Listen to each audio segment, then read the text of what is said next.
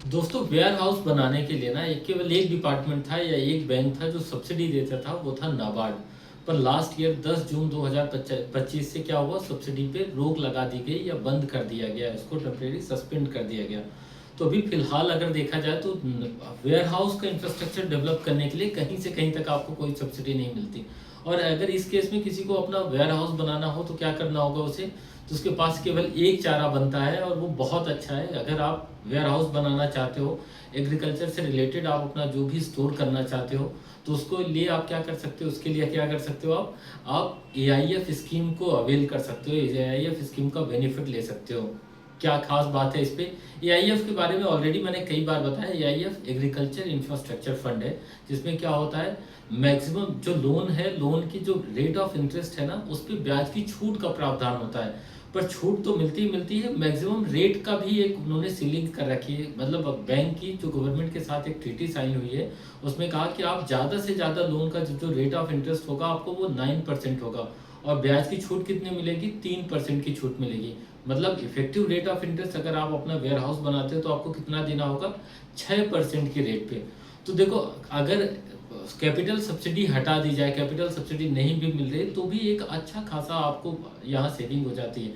अगर हम normal agriculture के प्रोडक्ट में जाते हैं तो कितनी हमें जो रेट ऑफ इंटरेस्ट मिलता है वो लगभग 9 से 10% मिलता है, यहाँ आपको 6% पे मिल जाता है।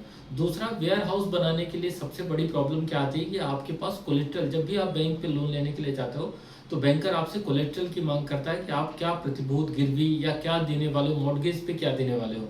तो यहाँ आपको 2 करोड़ तक का जो लोन होता है वो कैसे मिल जाता है, सीजीटीएमएससी कवरेज मिल जाता है आपको, अलग से कुछ भी आपको कहीं कुछ देना नहीं पड़ता।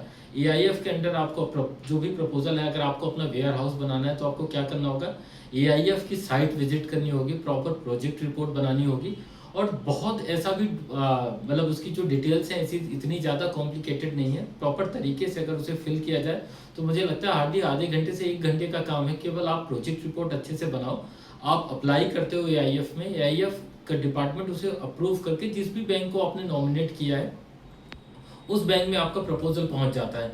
बैंक में प्रपोजल पहुंचता है, बैंकर उस केस को सैंक्शन कर देता है, सैंक्शन करने के बाद डिसबर्समेंट और आपका काम चालू हो जाता है। जैसे ही कंप्लीट होता है आपको लोन पे ब्याज की छूट जो मिलने वाली होती है वो डिपार्टमेंट से मिलनी स्टार्ट हो जाती है। मतलब आपको इफेक्टिवली कितना इंटरेस्ट देना होता है, केवल 6% देना होता है। 6% या 6% से भी कम हो सकता है। अगर आपका रेट ऑफ इंटरेस्ट 9% से कम है तो आपको उसमें 3% की छूट मिलने वाली है। तो जो भी रेट ऑफ इंटरेस्ट होगा -3% आप कर दोगे। तो अगर किसी को वेयर हाउस बनाना है तो मुझे लगता है ये एक अच्छी स्कीम है, इसका बेनिफिट उठाना चाहिए लोगों को। और अगर वेयर हाउस से रिलेटेड या एग्रीकल्चर से रिलेटेड और भी आप कोई प्रोजेक्ट बनाना चाहते हो, ना केवल वेयर हाउस, तो आप एआईएफ स्कीम को जरूर विजिट करो। उसमें कई सारे एलिजिबल प्रोजेक्ट्स हैं जिसको अवेल किया जा सकता है, एक अच्छा बिजनेस बनाया जा सकता है। कुछ भी ज़रूरत होती है तो आप मेरी वेबसाइट विजिट कर सकते हो, प्रगति साथी .in के नाम से। और आप चैनल को लाइक और सब्सक्राइब करना मत भूलिएगा। Thank you.